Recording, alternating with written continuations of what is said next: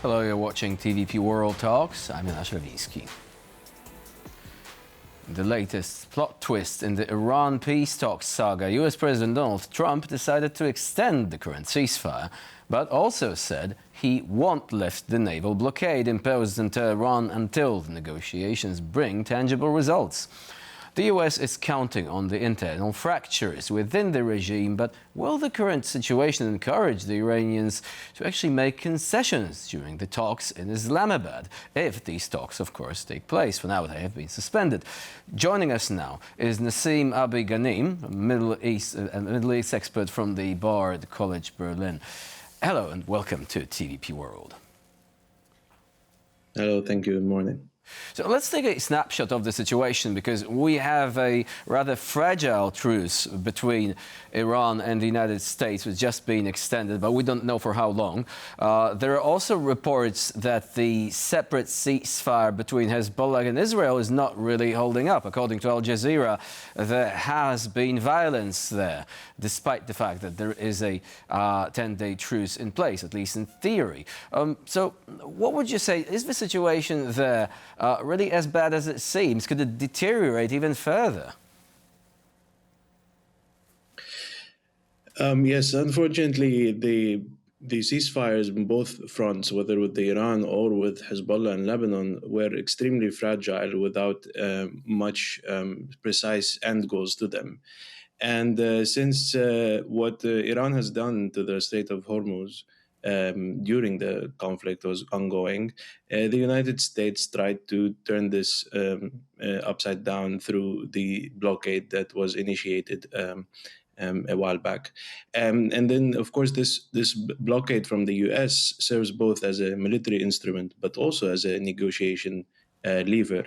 And last night was a case in point in that regard, because the announcements of President Trump that the ceasefire can be extended, but so will the blockade, without any definite time to when this ceasefire ends, poses a grave concern for the Iranians, because there is no timeline or end date for the ceasefire now, and the return and resumption of fire could be at any time at the will of the Americans.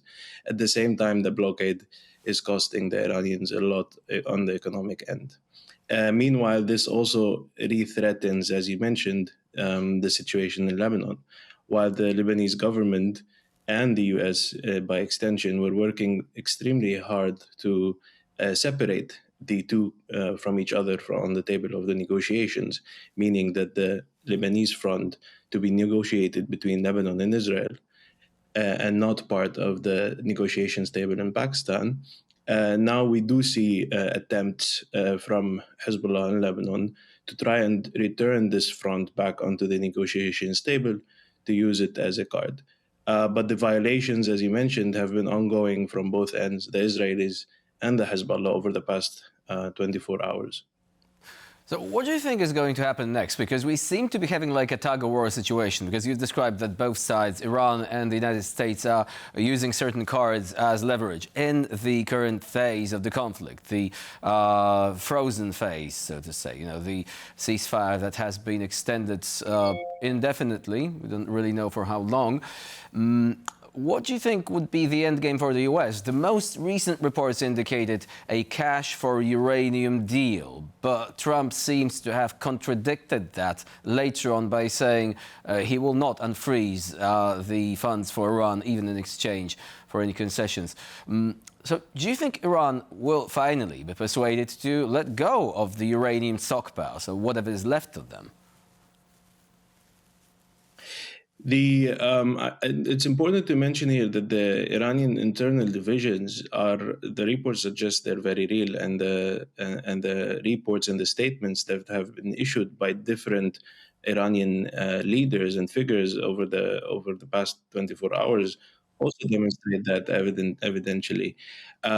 What the Speaker Karibaf is saying and what his advisors are saying are completely different, which does suggest that, and that's a true statement, that their proposal is not yet unified. What seems to be the case, though, over the past 2 weeks as well, and since the first meeting in Pakistan, that negotiations haven't been really on the table, as in Islamabad physically, But the mediator, in this case Pakistan, have been in touch with the Americans and the Iranians separately over the course of the past 2 weeks. And this is suggested by all the different positions that the U.S. and the Iranians have taken. So the dealing looks more on the side dealing rather than just on the table. And of course, both parties want to ensure that to save face and to that what is in the public, what is said in the public, is also very maintained. So while the U.S. may reject the payoff in this regard for the uranium, I think this might not happen directly through a direct payoff from the U.S. to the Iranians, but through other side deals, it's very much possible. And there were suggestions of moving this uranium to other countries, including Pakistan, for that matter. And this might be the one thing that would bring this deadlock into an end. But at the same time, Iranians want a very hefty cost for that, because the fear is once this happens, then the security of Iran would be threatened indefinitely and at any time. Now, speaking of security, what do you think is going to be, or is likely to be, the deal breaker for now? Because Iran obviously has its own demands as well. There seems to be this suggestion, naturally, that if the conflict erupts once again, this has been actually a direct threat. Iran said, well, we're going to simply seize all Middle East production of oil, implying that any countries which are somehow involved with the US, with any military operations, their oil-producing installations would be attacked. And we've already seen some of that happening before that. Do you think that, as a result of this, there is going to be a situation whereby this general feeling of mistrust will result in a lack of security in the long term? Because even if Iran makes some concessions, nobody will be able to tell, perhaps the conflict could actually erupt once again. Yes, absolutely. I mean, the very important thing in this is that these negotiations must result into something sustainable and not something that we will revisit every 5 years or 10 years or what it is. And this is why the escalation now is at its heights, and continues to be the case and the story in the Middle East. However, time is not on the side of the Iranians at the moment, especially not with the blockade, as their stocks of oil and gas in the islands piles up, unable to export it, and unable to sell it. They're losing about $500 million, the number says, per day. This would cause a tremendous economic strain on the Iranian people who were already protesting against the Iranian regime, but also on those who are on the fronts and the combatants who are fighting this war. And such a economic strain is really not helping Iran in the long run, and they are going against the clock. Whereas it does seem that the US has a little bit more time in that regard. Now, the important actor here that will step in necessarily as this continues, is what the European Union and what the NATO summit will say about this. We've heard yesterday from the Foreign Secretary Kallas, and so there we could also see a little bit more pressure being exerted on both the US and the Iranians to try to solve this sooner rather than later. So now, on the other hand, there are indications that negotiating with the United States has been difficult. Regardless of what intentions the Iranian regime actually has at this stage, it has been pointed out that the messaging coming from Washington tends to be contradictory. It may even change within a couple of hours. President Donald Trump says one thing, then contradicts himself in a statement that is made during an interview or on social media, sometimes just mere minutes from one another.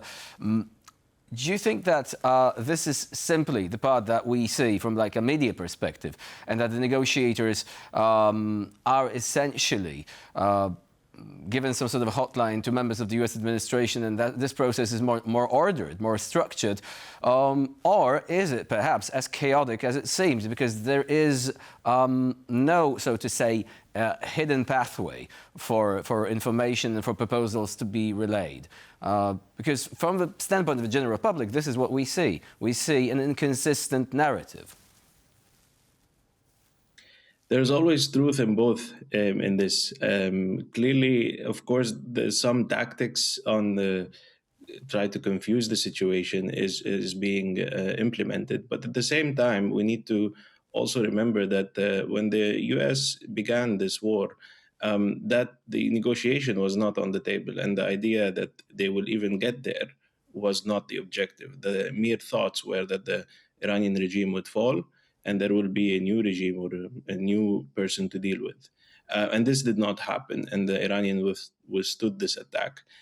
Also, the cards, we go back to the cards of the negotiation, the Strait of Hormuz wasn't always on the table.